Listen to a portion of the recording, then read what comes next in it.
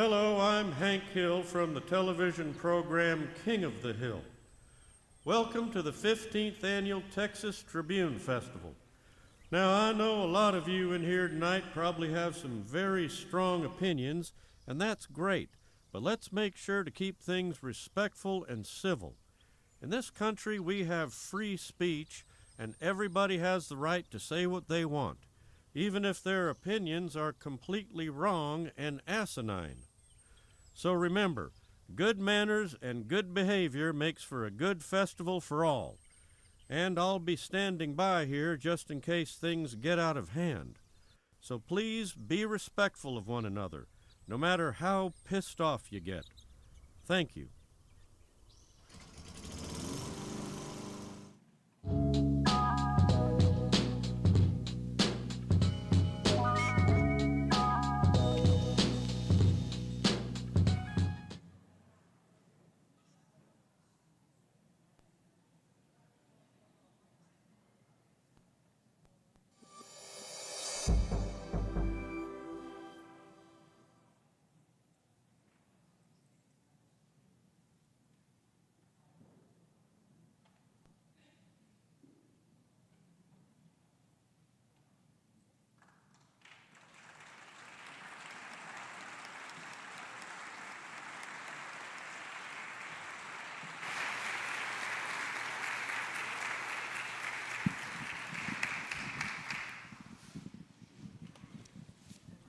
Hello. Okay. Hi, everyone. This is a great room. This is exciting.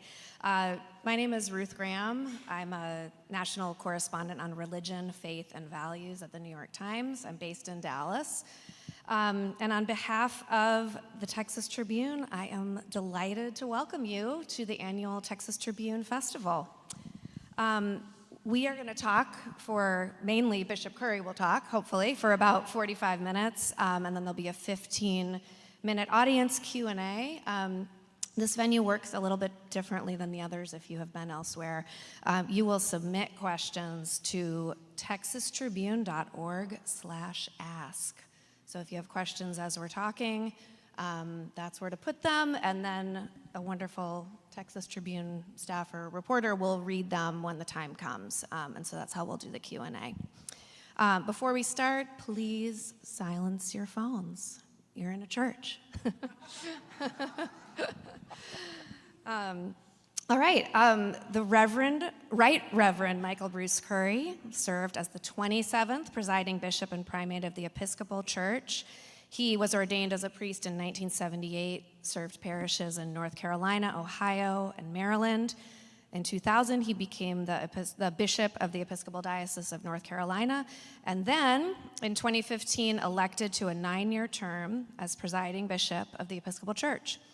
And to quote from his own bio, the animating vision and message of his ministry is Jesus of Nazareth and his model of radical sacrificial love.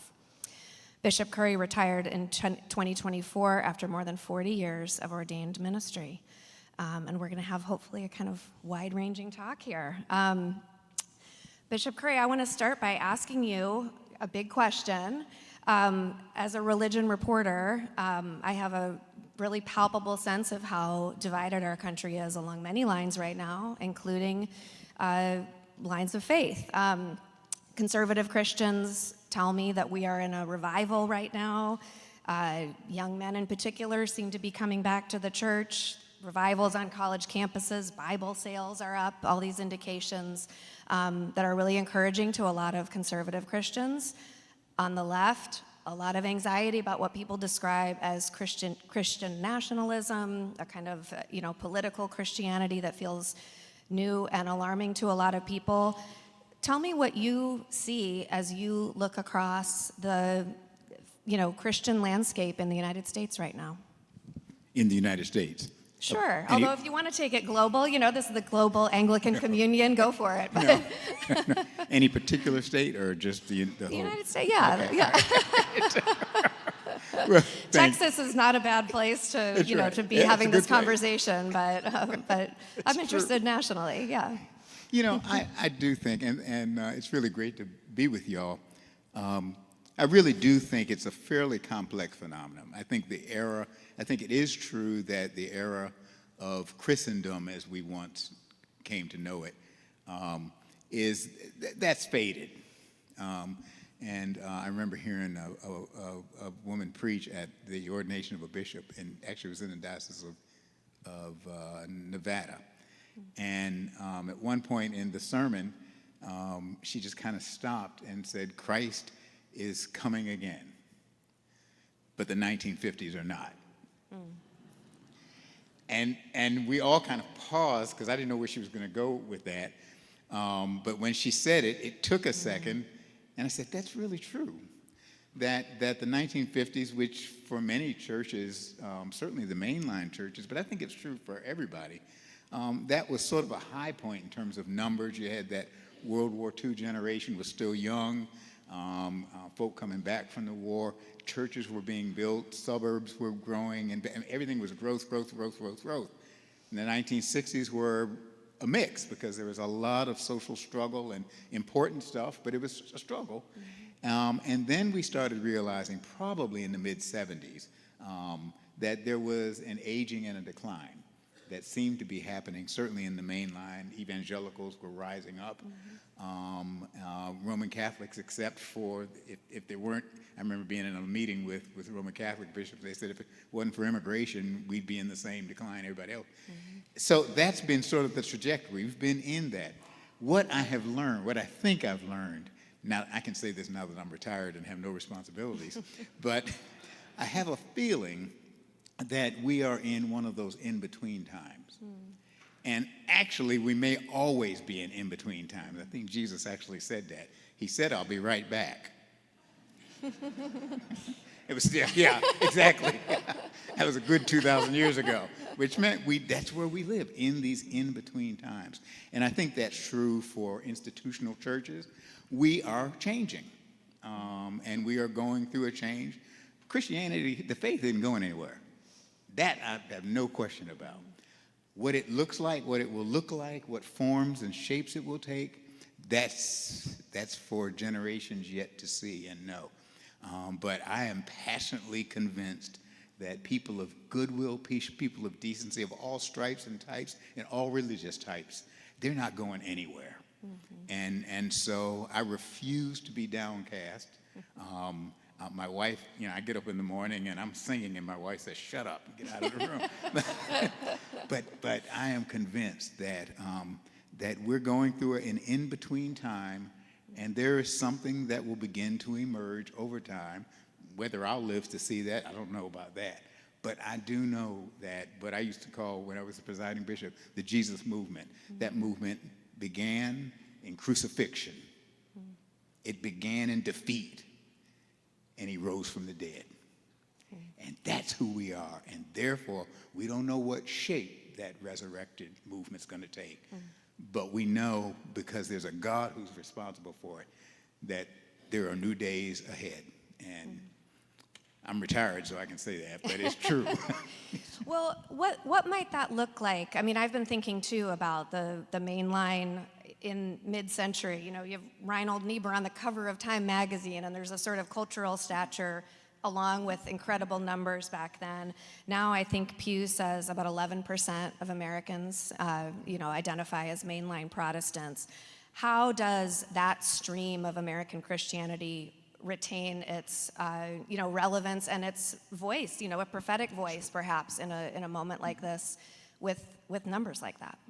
Yeah, I do think, remember, it's really important to remember that the Jesus movement, if I can say, I'm talking about Christianity now. I mean, Jesus only had a couple of folk following him. And when you think about it, the Bible doesn't suggest that there were thousands of people following him, while he was on earth. That wasn't the case. It was a movement. And it was a movement of people who saw something in this Jesus that made them want to be with him and near him, and actually emulate what they saw of his spirit in their own lives. And in time, those folk were changed. They were. And they didn't have any endowments. Right? They didn't have any, they didn't own any property that was collective church property. They in fact were considered a sect, initially a sect of Judaism, and then a sect within the wider Greco-Roman world. And actually they didn't start, all right, this is my bias, but I'll go ahead and say it. They really didn't get into trouble until they became the religion of the Roman Empire. It's really not a smart move for the church to align itself too closely with empires. Yeah, I mean, it's just, you know. And so for most of early Christian history, this was a movement of people who were on the outcast. In fact, one scholar describes the people who initially followed Jesus and this movement of his. It was a community of the poor and the wealthy with a passion for heaven. It was the weirdest movement. It was a movement that actually in its origins lived with a radical equality. I mean, you know, take Galatians. I mean, I know I'm not here to preach, but you got a preacher, so I might as well do something with it. But you think about just that passage in Galatians, all who have put on Christ. There's in Galatians chapter 3, all who are in Christ, there is no more slave or free. There is no more male or female. There is no more Jew or Greek, for all are one in Christ. That is not just a sociological statement. That is a statement of a radical new reality coming into being when these people decide they're going to live like this Jesus of Nazareth. And there weren't a whole lot of people who were willing to do that or interested. And they didn't have the internet, so they didn't have help. And yet, they really did do the unthinkable. They did the impossible. And I think that's where we're going. Yeah. It's not by our choice. If we could choose, of course we'd love Christendom, but that's not our future. Our future is to follow in the way and help to transform this world from a nightmare it often is for far too many into something closer to what Werner Dozier and Desmond Tutu used to call the dream of God for all of God's creation. I mean, that sounds to me, that stands out to me as an answer because it is such a positive vision. My sense right now is for a lot of progressive Christians in the Trump era, there's a lot of energy spent defining themselves, you know, against what we're, you know, reading about in the newspaper and seeing in headlines and seeing on TV, and the powerful and more prominent streams of Christianity. You know, talk to me a little bit about the role of political identity, maybe, you know, in the Christian life. And then I'm also curious kind of about the responsibility of Christian leaders who represent this other stream of what it means to be a Christian, and kind of the responsibility in this moment to be a part of those conversations. You know, one of the things that when I was elected Bishop of North Carolina, it was the first time I had spent my entire ministry as the priest or pastor of churches that were predominantly African American, not exclusively, but predominantly. And so I spent my early ministry in urban black communities. Winston-Salem would be a small city, but urban black communities. And I didn't have to articulate the Christian gospel in a context where there were a lot of different political opinions. Now, everybody didn't agree on everything. Trust me, they didn't. But they didn't, they all voted the same way for the most part. Okay? True of a lot of churches. Yeah. And that was kind of, you know, okay, that was just the way it was. I didn't tell anybody how to vote or anything. I didn't deal with that kind of stuff. Then I became bishop of an Episcopal diocese in North Carolina. And I mean, a wonderful diocese, but a moderate one. And North Carolina is a moderating context. That's just in its DNA. And all of a sudden, everybody had opinions. I mean, everybody had opinions. Should we have the American flag in the church or not? I mean, you know, you think about it, and then issues of human sexuality began to come to the fore. So what does that mean for us, and how do we live that? How do we actually be a truly inclusive community that actually looks something like the kingdom of God, something like the book of Revelation says, I saw people from every nation and tribe on. Are we really, what does that look like when you actually put it into practice? How are we going to do it? And all of a sudden, I was living with radical diversity. And what I found, what I learned, what the folk of North Carolina helped me to see and learn was that we share some common values. And we do share some common convictions. We got a lot of opinions. And we all have opinions, and there's nothing wrong with opinions. Otherwise, nobody would ever get married.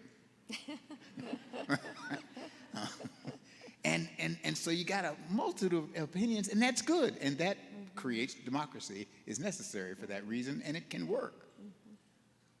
But common values, we actually do share some, we don't agree on everything, but we share some common values. And if you help folk, I found if you help articulate a vision, what are the values of the gospel? Well, let's go to Matthew. Let's go to the Sermon on the Mount, Matthew 5, 6, and 7. Blessed are the poor and the poor in spirit. Blessed are the merciful, the compassionate. Blessed are those who hunger that God's justice might really be done in this world. Blessed are the people. If we share some, love God, love your neighbor. On these two hang all the law and the prophets. Jesus said, this is the Supreme Court right here. Love God, love your neighbor. And he was quoting Moses. So he said, you got Moses on this, you got Jesus on this. That's a good team to work with.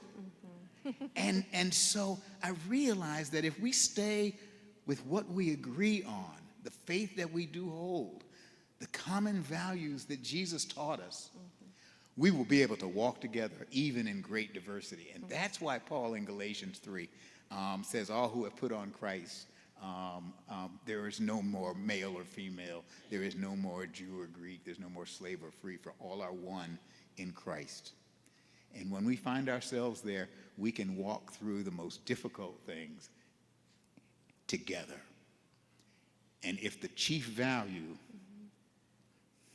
is love the God who loved you so much, he gave you life, and love that neighbor even when you don't like him. Love him. You don't have to agree with them, right? But love them is the bottom line. And when we do that, we can make it. It's true of us in church, and that, I believe, is true in civil society as well. But without that love, that you are my sister and I'm your brother, and you hold me to account, love is being honest and holding each other to account. But love is also treating that other person the way you want to be treated and the way you would want members of your family and your loved ones to be treated. Do unto others as you would have them do unto you. That was, again, Jesus now quoting the Torah, going back. If we do that, I said that to a member of Congress once. This was when I was Bishop of North Carolina, and I don't remember what the issue was around immigration. This was some years ago. And I don't remember the specific issues we were dealing with. And I finally said, you have a harder job, a much more difficult job than I do. And I thank God for you, and I'm going to keep you in prayer. But I also want you to know it may not be as difficult as you think. Because he had told me he was a Christian, and I was so glad he admitted it. I said, okay, now we can work on this. And I said, Jesus said, it's in the Sermon on the Mount, do unto others as you would have them do unto you. In other words, treat other folk the way you want to be treated. Treat them the way you want your family to be treated. And since you're a legislator, only be supportive of legislation that treats other folk the way you want your own family to be treated. That's not a proof text, but it sure gives you some good guidance on what to do or how to do it, and also how to engage on how you do it. Okay. I'm sorry. No, it's a great answer, but I also wonder what happens when the people on the other side of the aisle or the particular issue might think or talk about their own motivations as also being motivated by love. I hear a lot from the right about that speaking truth is a form of love, and so I wonder what happens when everyone across the spectrum says, well, sure, this is based in love. And also, I guess another way of getting at what I'm thinking at here is, how do you turn the other cheek and act in love when you are not being treated that way by the people you're engaging with? When Jesus said, turn the other cheek, that whole passage, the late Walter Wink, and was a New Testament, used to teach at Union Seminary in New York. But anyway, he one of the things he said was, we forget that turn the other cheek is a nonviolent strategy for change. It's not about capitulating. You see what I mean? Mahatma Gandhi saw that in Jesus, and finally Christians said, oh, that's what Jesus was talking about. Martin Luther King picked that up, and we had a whole civil rights movement that was predicated on turn the other cheek, not as capitulation, not as becoming a doormat, but becoming a doorway to a new future. Violence will get us nowhere. If that's all we do, it won't work. But my turning the other cheek creates the possibility for change and a new future. Desmond Tutu's book, where he remembered the trials, the Peace and Truth and Reconciliation trials, was called No Future Without Forgiveness. And that's why I'm saying, if I didn't believe that this Christian way of being is the way to work through change, the way to make decisions, the way to agree without being if I didn't believe that, you'd have to get somebody else to talk to tonight. Well, let me ask you a practical example of this.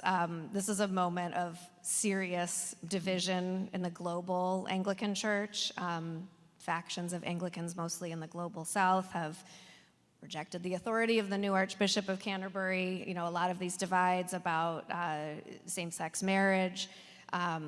Breakaway group in the United States now, the Anglican Church in North America.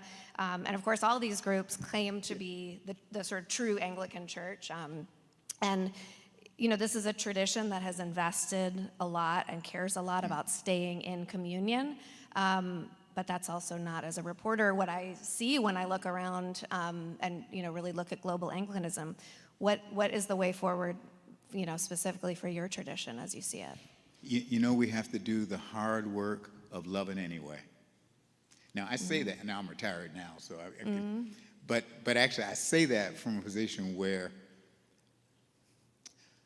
I was elected presiding bishop in June of 2015. And at that same general convention of the Episcopal Church, the church formally opened canon law to make marriage gender neutral, which created space for same-sex marriage. Didn't require it, but created space for that. Didn't change the vows, didn't change what couples are expected to do, and all that stayed the same. It just meant that the people who can participate in the sacrament of holy matrimony could be same-sex or different sex. So we did that at General Convention. Everybody came, not everybody, but folk came back home, and the many voices in the Anglican Communion said, what did you all just do? And at first I thought I could say, well, I'm not technically presiding bishop till November. Let me give you her phone number. But I spent the first couple of years having to explain that to our brothers and sisters around the world. And I was scheduled to be in Ghana that fall, in September, October, and meeting with African bishops. And my opening talk to them was, I said, look, let me tell you what I'm about. I'm about this Jesus of Nazareth. And I really believe that this brother has shown us how to love and how to live and how to make it, how to be people of integrity, and ultimately how to get to heaven too. But how to do something that matters, a life that matters while you're here on earth. That's our first, and that's what we're about. How do we love each other, love God, and love each other? And a bishop from Kenya, when it came time for questions, stood up and said, "Are you telling me that the Episcopal Church in the United States is about Jesus?" I said, "I'm telling you the Episcopal Church in the United States is about Jesus." The bishops in this church knew me. I had been a bishop already 15 years. They knew who I was and what I was about. They knew that I believe in Jesus and social justice together. I believe in love and setting folk free. I believe in this gospel. If I didn't believe it, I'd go on Broadway and tell jokes and make real money. And he said, "You're serious?" I said, "I'm absolutely serious." Anyway, conversations continued from that time. I say that to say that everyone is not comfortable with that. But more people than we think are willing to disagree with you if you know that you care about them and that you actually are a person of integrity and that you are a person who lives by love. I'm telling you that I've seen them. I've seen it around the communion. I finally we had a meeting, it was in January of the next year. And basically, the archbishops from around the world were all gathered there. And we were meeting in Canterbury, at Canterbury Cathedral. And I had to explain why we did and what we did. And while a significant portion just couldn't go along with it, there was a group, and they haven't changed on that. Most of the archbishops and moderators and presiding bishops who were there said, "I really disagree with you, but I like you." That's good enough. You know, I mean, we don't have to all get it at the same time. I remember one, I won't say who it was, but one archbishop said, "You know, Curry, if you were in my country, we'd go out to dinner and have a good time. I just couldn't have you preach in the pulpit." I said, "Well, if we have a good meal, that's good enough for me." I mean, the point is relationships transform stuff, and that takes time. It doesn't happen quickly. Look, the Civil War that we had in this country, we're still working to fix, to redeem, to reconcile. We're still working on that. And that was, over 100 years ago. It was a long time ago. And that's true even with church conflicts and divisions. But I am convinced that people of goodwill and genuine faith who are committed to following in the footsteps of Jesus of Nazareth will find a way to live together and actually be a witness for the rest of the world that we can actually learn to live together as brothers and sisters. What Dr. King said, we will either learn to live together as brothers and sisters or we'll perish together as fools. And it's a good thing you're kind of describing a picture of the Anglican communion that can accommodate people with differing theological and, cultural views on some of these things, but that can still come together. It still can. I can't tell, I'm not revealing anything that I shouldn't reveal, but there was a pastoral situation in a country where the church disagreed profoundly with the Episcopal Church here. And I called the Archbishop and got him and told him what was going on. And he said, "Let me see what I can do." And they helped a young person who was in a tenuous situation. They helped out. Human being to human being. Follower of Jesus to follower of Jesus. And we don't agree on sexuality. Yeah. And he's in a context that's not in relationship with our, but when there was a need, if we can do that, that's baby steps. But a baby gotta take baby steps before they grow up and take bigger steps. So my thing is, don't give up. We cannot quit. We can quit when God does. And since that's not likely to happen, we keep going on. We keep working at relationships. you know, when something doesn't work, then go on and, you know, build somewhere else. But don't give up on us. And don't give up on this world or this country. There is more good in it. I'm telling you, there is. There's more good in it than the other. What can you tell us about the new,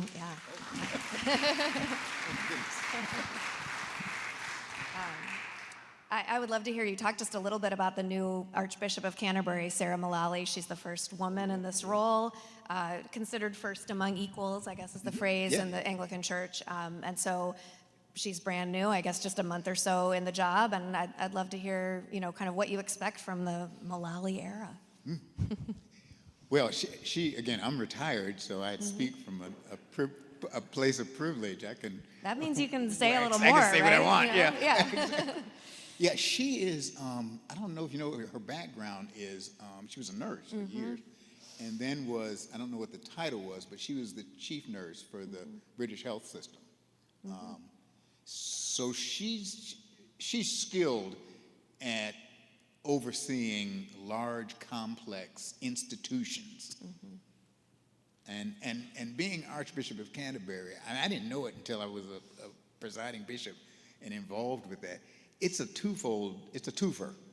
On the one hand, the Archbishop of Canterbury is the chief primate of the Church of England. And so basically, they're kind of like a presiding bishop of the Church of England. Well, that's a whole church in and of itself. And then you add monarchies and you add more. It's a complex. That's one part of the job. The other part of the job is you're the spiritual leader of 85 million Anglicans around the world, which means this is more complex than Congress. And so that's a part of the job. She is well positioned. She is to be able to navigate that kind of complexity from her prior experience, again, from her prior experience. And she also, and she's the Bishop of London, which is a large metropolitan. I mean, that's a biggie. And so it's a complex system. But she's a nurse.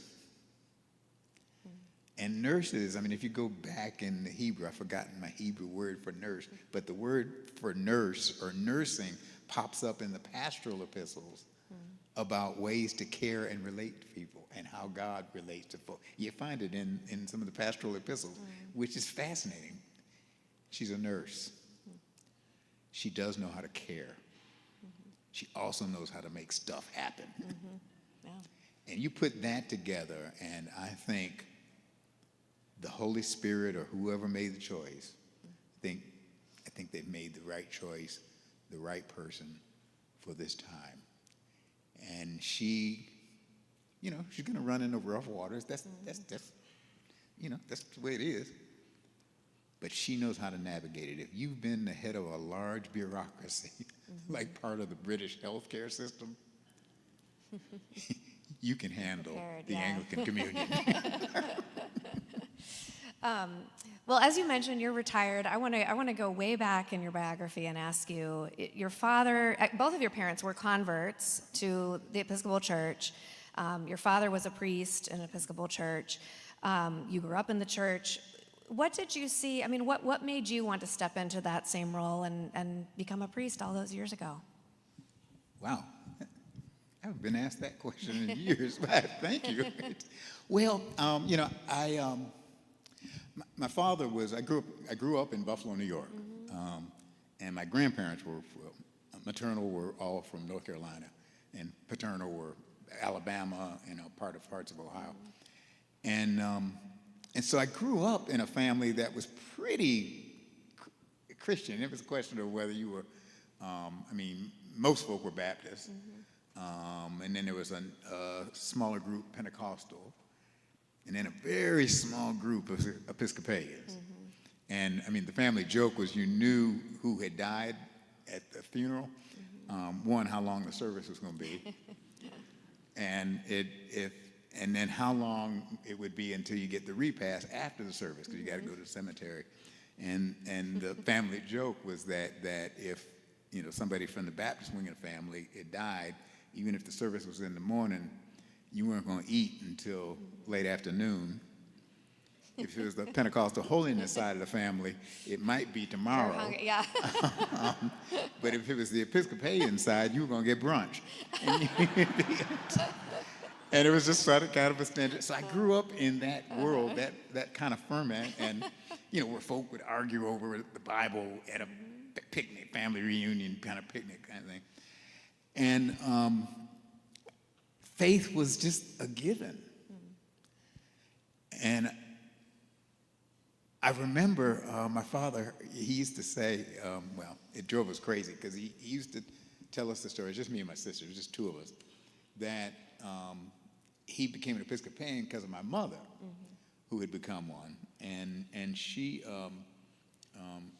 became, this would have been in the 40s, I'm guessing, and he was Baptist and was studying at Daniel Payne Seminary at Wilberforce University in Southern Ohio, and she was a mathematician working at Wright-Patterson Air Force Base, and teaching on the side, teaching math at the university on the side. And they met and they were courting, and somehow she invited him to church. So this is in the 40s. And so they went to church, and if you think Episcopal churches are quiet now, in the 40s, they were like monasteries. I mean, it was like real quiet. I mean, nobody talked at all. Nobody did anything that wasn't written in the prayer book. You only said amen or amen when the prayer book said you were supposed to say it. Even if you felt it, you kept that to yourself. I mean, this is the 1940s, and it's kind of like that, what Barbara Streisand, the way we were. That's just the way we were. Well, he had never been in a church. He said he'd never been in a church that quiet because he grew up Baptist. So he never had been. And then when it came time for communion, in those days we didn't have shared communion, so if you weren't confirmed and all that, you couldn't get communion. And so he sat there and watched Mommy go up. Now, again, my mother was black, and she was dark-skinned. Daddy was light-skinned. She was dark-skinned. So you couldn't mistake her.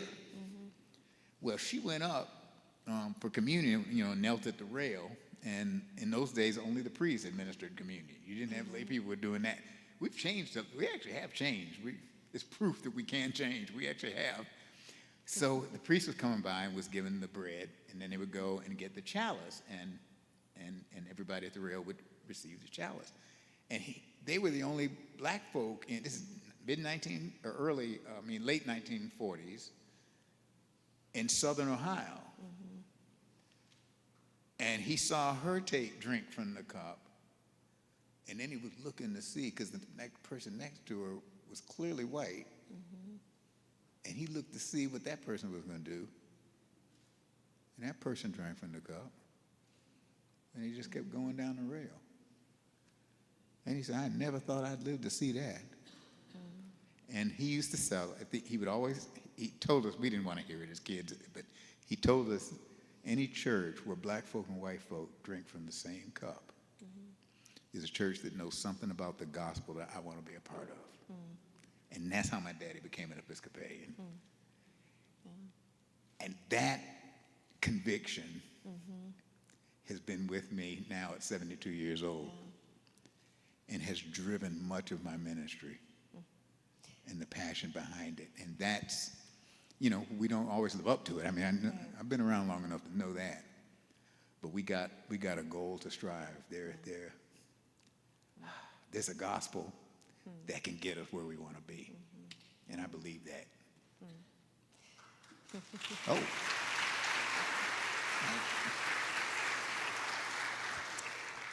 I can't let this time pass without asking you one question about the royal wedding between Prince Harry. The royal wedding? When did that happen? Between Prince Harry and Meghan Markle, which of course you preached at, the sermon heard around the world. I think almost 2 billion people worldwide watched that wedding. As we're thinking about kind of big stages for the main line, it's hard for me to think of, another moment in the 21st century that matches that one. I wonder how you approached that moment as a preacher, but also if you if you thought of that as a moment for evangelism, I mean, that's maybe, as a concept that's maybe a little uncomfortable, but, thinking about that stage and how you wanted to approach your message in that moment. I honestly did think about it as a moment to present the Christian faith that really is centered and grounded in the way of unselfish, sacrificial love that really does seek the good and the welfare of others, as well as the self, but in unselfish ways. And so I really did want, and I was very aware that I didn't know it was going to be 2 billion people. I can't even, anyway, can't even picture it. But I really did want to say something of significance that matters, that gets to the core of what it is that Jesus was talking about and what it is to follow him. And so once I heard, I think the Archbishop of Canterbury called in February, early February. And I was traveling, so he got a member of my staff, and when the staff member got me, I said, look, get out of here. What is this, April Fool's? I mean, I really didn't actually believe it. He said, it really is, and you can't tell anybody. I said, what do you mean I can't tell anybody? He said, you can't tell anybody, including your wife. I said, so I got to keep a secret from my wife? You can mess up my marriage, man. So, because they had to, the question that I was asked, the way the question was framed was, if you were asked, would you accept, giving the address is what it was called, at the marriage of the prince and Meghan. The address. The address, okay. right. I said, so is this the same as the sermon? Right.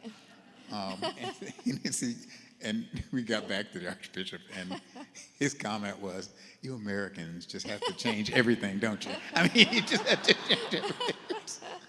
So once we did that, it had to, the final approvals had to get in, and then officially it went in. And then I had to submit a copy of the sermon ahead of time, like easily a month ahead of time. And it had to be reviewed at different, it kind of went from palace to palace, and then eventually got to the big palace. Did you get notes? Did they make changes? They didn't change a thing. Yeah. They didn't. Now, what they didn't know was you get a black preacher, and sometimes the Spirit may add something in that wasn't on the piece of paper. But and so no, they honestly didn't change anything, and there was nothing. Right. Even the riffs were consistent with it. Right. It became an opportunity for maybe the global community to pray for a couple. Not because of who they were, but because they were children of God, and they were both scared to death. And I would have been too. And to actually pray for them like you would for your own son and daughter. And to present a way of being Christian that actually looks something like Jesus of Nazareth. And say, this is what we strive to be. We don't always make it. God knows we don't always make it. But this is what it looks like when once in a while we get it right. And that was a great honor. The only thing that was really kind of bizarre was, not bizarre, but the British are much better at handling security that you never see, because it's all there, but they do it, I guess they've been doing it longer too, I suppose. But it's not like you saw people walking around with Uzis, but they were there, and there were folk all over the place, and you could kind of tell how they stand. But nobody was like standing reading a newspaper during the service pretending that they weren't there for. But there was this one security guy who was off to my right. He was off to my right, and I knew he was there, and I knew what he was there for. And so when I was up preaching, I remember for the first part of the service, he was kind of like this. He was sitting down. He was sitting down, kind of like this. And then I got to, at some point in the sermon, I quoted the hymn, "There's a Balm in Gilead." And it's an old spiritual. And so I quoted that, and I had checked with the Archbishop ahead of time. I said, well, people know that, at least in church? He said, well, people who go to church here would know it. I said, well, okay. He said, you can go with it. It's we sing it here. So I went with it, and you know how the refrain is, there is a balm in Gilead to make the wounded whole. There is a balm in Gilead to heal the sin-sick soul. And so I quoted it and just said, oh, there is a balm. Oh, there is a balm. He stood up on his feet, and I said, oh, Lord Jesus, I got to get out of this. And I haven't looked at the tape, but you'll see on the tape, I try to like redefine a healing balm, a good balm, a loving balm. And so that was that. It was a real blessing. And they are almost disregard what you see in the, not against the press or media, but the tabloids, that world. They're a young couple. And they got 2 little kids, and they are a family, and they really are. I'm going to ask one more question, but first, before we get to the Q&A, I just want to reiterate again, let me make sure I have this address right to submit your questions, texastribune.org/ask. So now is kind of, probably the last time to submit, because we'll switch over after this one last question. Every week, every Sunday morning in the Episcopal Church, all around the country, all around the world, in the Anglican churches, well, this is probably not true all over the world, actually, but in the U.S., we pray in the prayers of the people for our President Donald. That's true for every presidency. And I'm wondering how you pray that prayer right now, and how you think about praying for our elected officials in this moment in our nation's history. How do you pray for our President Donald right now? I do. Yeah. I mean, that's the first thing I do.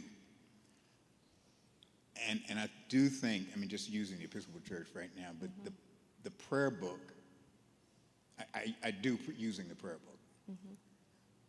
Because whatever Michael's opinions are, right, wrong, or indifferent, the language of prayers that have been thought and prayed over has a way of calling me to my higher self. And in prayer, even on days when I say, doggone it, get on your knees and pray for him, for his family, for all those who are in leadership and authority, that they may do justice, love mercy, walk humbly with God.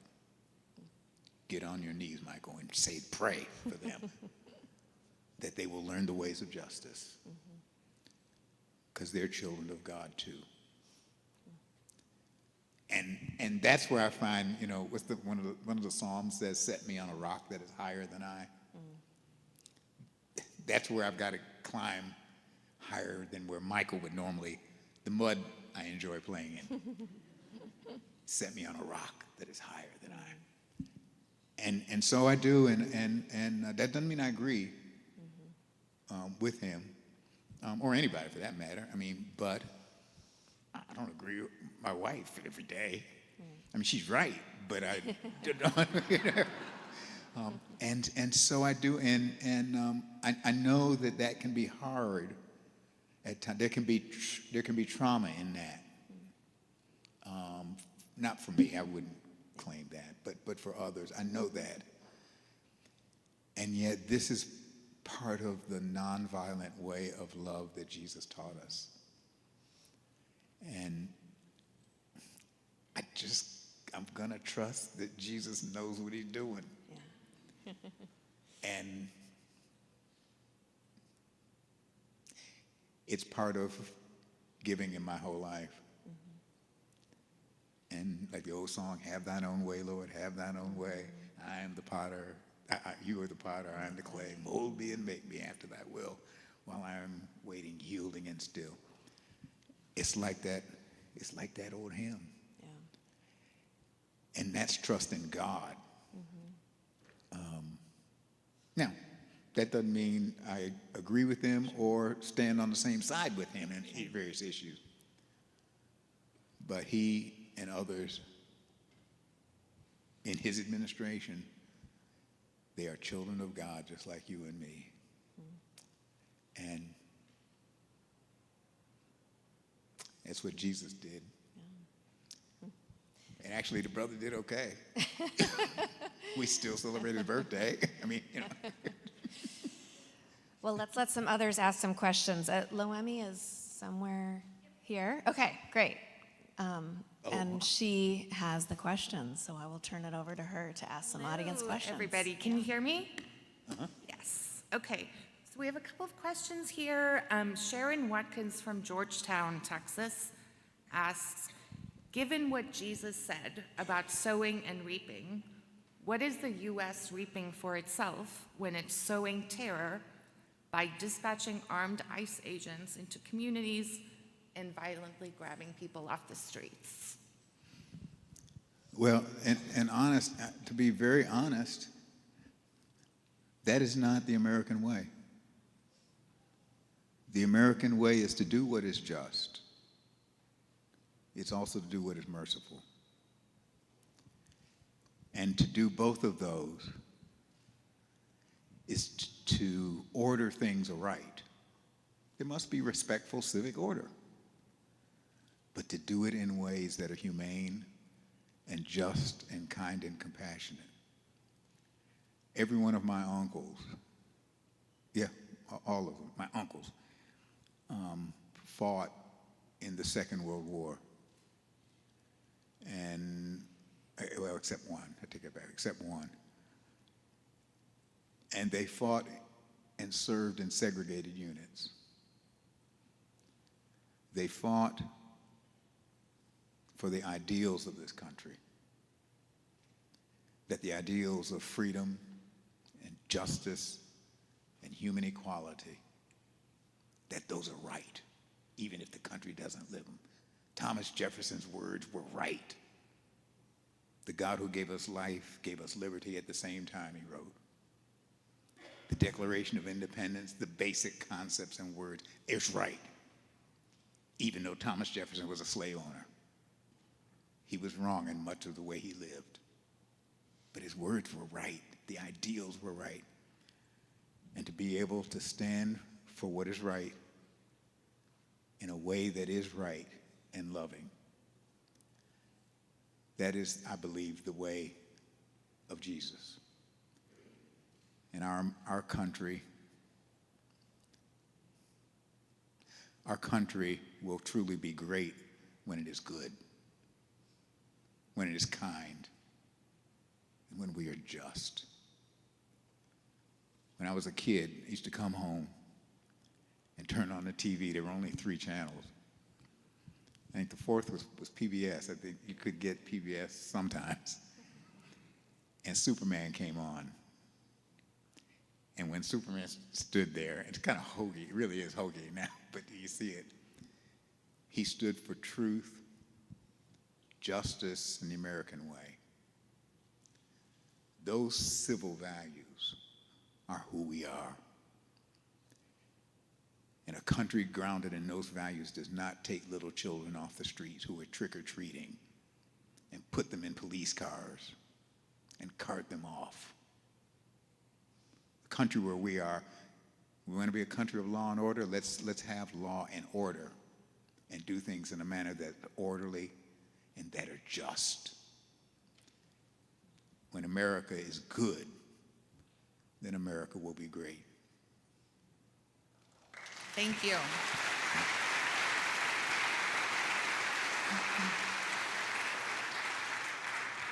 Thank you. We have a few more questions. Ryan from Austin asks, many younger Americans, especially those not attracted to Christian nationalism, have felt disillusioned with the Christian faith in recent times. As a young Episcopalian, how can the Episcopal Church embrace and welcome many of those disillusioned folks looking for a safe and welcoming spiritual home? How can the church do it? How can they welcome some of these disillusioned folks who are turned off by the kind of more Christian nationalism perception? You know, I really, now there's some practical things, but I I don't know if y'all know that hymn, they will know we are Christians by our love, by our love. They will know we are Christians by our love. It's true. First of all, they'll know it, young people, by seeing the way we actually live out the love we proclaim in Jesus, in our personal lives, but in our corporate life as a church. How does this church live not for itself alone, but for others? How does this church both feed the hungry and work to abolish hunger? How does this church make a difference in its community? Doesn't have to be a big difference, but make a difference in this community for the good.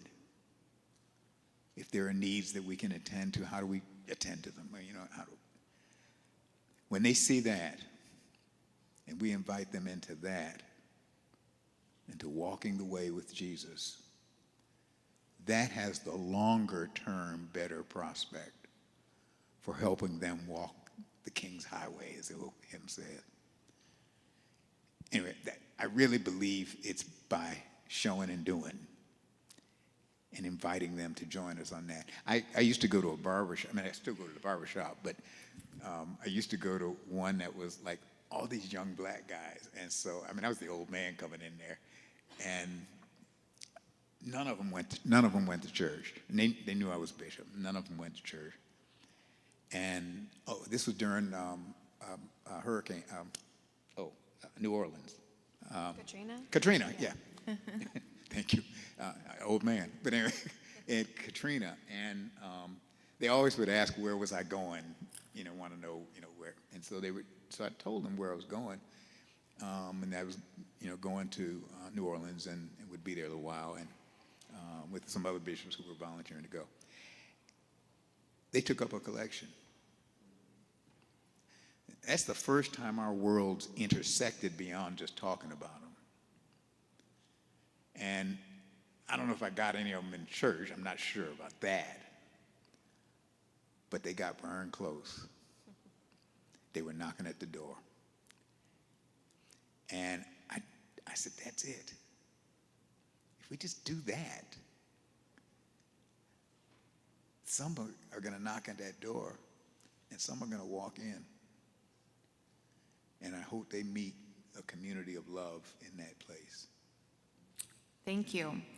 Anna from Dallas asks, what role do you see the Episcopal Church playing in advancing policy or systemic change around substance use abuse, and mental health? And mental health. Well, the one thing, a number of things. There's some things that can be done locally in local communities, churches and communities. And I know that there's a guidebook that's maybe it's been produced. Again, I've been out of it now, but that the General Convention asked that a book on accessing resources for mental health in various communities be developed in various communities. I know that was in process. I don't know if it's been completed, but there may be, actually, they could contact, gosh, now I wish I knew. I may think of it before. Actually, you know what? Contact the Episcopal Church and ask the question, what are the resources that the church, presiding bishop's office, can provide or direct us to? That'd be cool. Thank you. That'd make my successor's day. But this last convention was the first time that I remember that there was serious engagement with issues and concerns around mental health. And that was one of the outcomes. There were some other ones, but that may be a way to start, a place to start. Great, thank you. It's certainly an important topic. And I think our last question, because we just have a few minutes left, is Angelica from Houston asks, how do you see the proliferation of technology, such as AI tools, reshaping the Christian practice, be it through, access to information, rise of digital communities, rapid amplification of specific beliefs, etc.? Good question. Yeah. Well, the honest answer is, I haven't got the foggiest idea. But, I mean, I could guess. I mean, I have to admit, I'm just stumbling into AI by accident, because you get a choice if you're online. And if I'm in Safari, they ask you, which way do you want to go? And I say, well, I don't care. And so I just take one way or the other. But I can tell you this. I do know that there are online communities kind of hosted by churches that started during the pandemic and have continued. That has, I've run into them, and clergy and folk who are involved with them and working with them and trying to figure out how do you do pastoral relationships in those kind of contexts.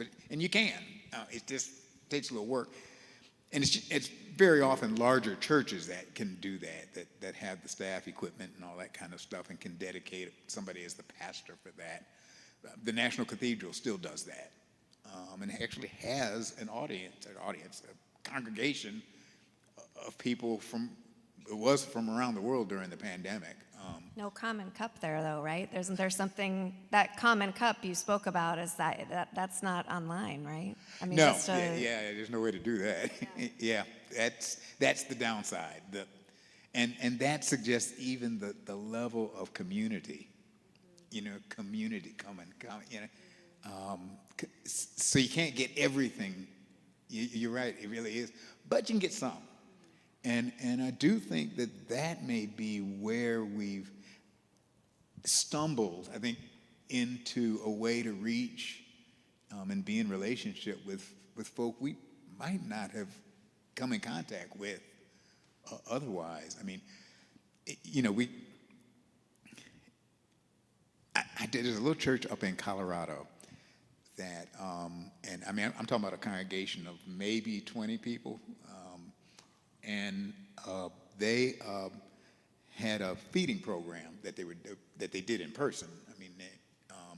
In their community, Leadville. I think that's you know. I know Leadville Yeah. well, yeah. Oh, really? Yeah. Yeah, they're remarkable. I think it's the highest elevation Yeah. town, right? Yeah, it is. Yeah. And they were doing this before the pandemic. Then the pandemic hit, and they had to kind of they couldn't. I think they then kind of set the food or set whatever it was. These were perishable, non-perishable goods, but they would put them out somewhere like outside the church, and people could come get them so they could keep the distance and all that. And then eventually they found a way to, I don't know if they rented a bus or whatever it was, but they found a way to distribute the food in safe, ways. And this is a congregation of 15 or 20 people. I'm guessing I never got to go and visit them. I really wanted to visit them. I guess I would be the median age, and I'm 72. Actually, I might be the youth group. And the thing is, these folk, God bless them, they're doing it. They are doing it. And that's what love looks like. That's what it looks like. And that is the most evangelical witness, that or something like it, that I could ever think of. These people don't live for themselves alone, but for the good and the well-being of others. I think it's in the Bible. I could be wrong. Y'all could correct me, but I think it says in John 3:16, God so loved the world that he did what? Gave his only begotten son. He gave his only begotten son. He gave. He didn't take. Mm-hmm. He gave. That's what love looks like. And I don't remember what the question was now, but That's a good, yeah. Is that it? No, thank you. Yes, you Yeah. addressed a couple of things there. I'm going to quickly add the last special question that came in, and then I think we're done here. Mary McCall from Tarboro Calvary Episcopal Church says, "You confirmed me in 2011. I'll never forget that That's day." in North Carolina, yeah. And she says, "Thank you so much for being here and for that special occasion. What is next for you?" Oh my gosh. You know what? I really don't know. That's what I'm cogitating now. And Bishop, our presiding bishop now, Bishop Rowe, was kind enough to dedicate a staff person to kind of manage me.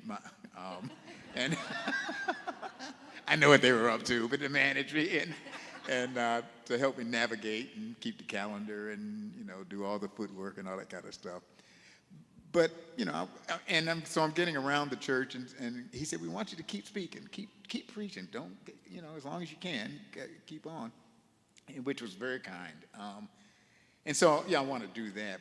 But I'm longer term, I'm not sure yet. I mean, that's the honest answer. I know I want to get a dog. And we haven't told the cat that, but I want to get a dog. But I do want to think, okay, where can I contribute, as the years allow me to do so, as the body allows me to do, because I don't, want to just sit home and watch soap operas, although I do watch a couple of soap operas with my wife. Once you get hooked, see, now I know ways of evangelism. If you make it as good and interesting as a soap opera, I mean, people will go to church again. But anyways, and I've noticed they don't ever go to church. But anyway, that's another. Thank you so Thank much. you, Bishop. Oh, thank you all. God bless you. Thank you.